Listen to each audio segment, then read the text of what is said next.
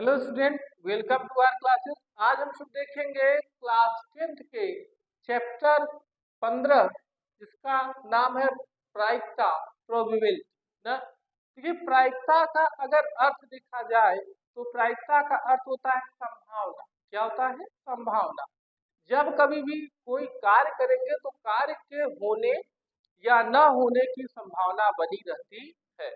तो देखिए, अगर कार्य के होने की संभावना बनी है तो उसे ई से प्रदर्शित करते हैं और कार्य के न होने की संभावना को यफ से प्रदर्शित करते हैं। अगर मान लीजिए अगर हम कोई कार्य कर रहे हैं तो कार्य के होने की संभावना क्या है कि यह कार्य होने की संभावना अगर है तो वह उसे ई से प्रदर्शित करेंगे और कार्य के न होने की जो संभावना है उसे यफ से प्रदर्शित करते हैं। देखो, अब पहला आपके पास इसी श्रेणी में पहला प्रश्न हो जाता है कि निम्नलिखित कथन को पूरा कीजिए। बहुविकल्पी आपके पास फिल इन द ब्लैंक्स है कि कथन को पूरा करना है। घटना ई की प्रायिकता व घटना ई नहीं, अभी हमने बताया घटना ई की प्रायिकता मतलब ई होना और ई नहीं का मतलब न होना, मतलब यह हो जाए तो घटना ई की प्रायिकता व घटना ई नहीं की प्रायिकता कितना होगी? एक। मतलब कार्य के होने और कार्य के न होने पूरे की जो प्रायिकता होती है वह एक होती है।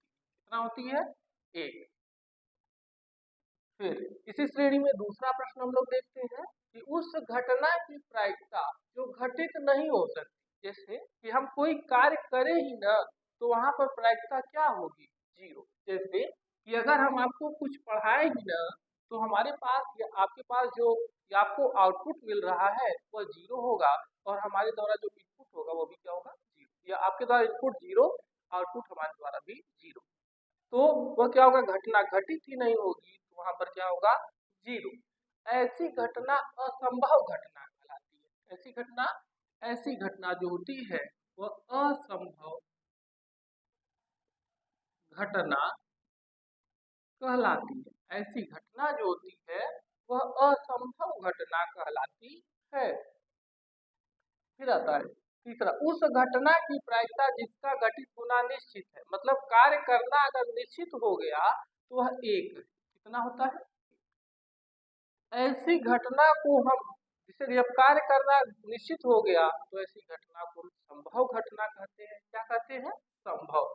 तो ऐसी घटना जो होती है वह संभव घटना कहलाती है। अगर कार्य करना निश्चित है तो कुछ न कुछ संभावना बनेगी, या तो कार्य होगा या तो कार्य नहीं होगा।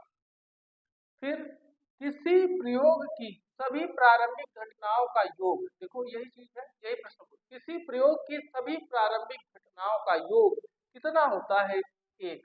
प्रश्न के रूप में पूछ लिया कि सभी जो प्रयोग कर रहे हैं हम, उस प्रयोग में घटनाओं का जो योग होता है, घटनाओं की प्रायिकताओं का जो योग होता है वह एक होता है। कितना होता है? एक।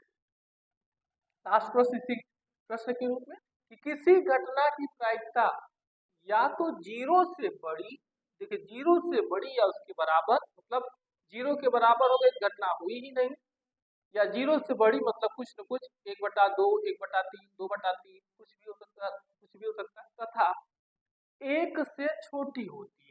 एक से छोटी या एक से बराबर। तो घटना जीरो से बड़ी या एक से छोटी या बराबर होती है। तो यह था क्वेश्चन नंबर आपके पास एक। और इसी प्रश्नों की झड़ी में हम लोग आप मिलेंगे अगले प्रश्न में क्वेश्चन नंबर 2 के साथ। Thank you so much.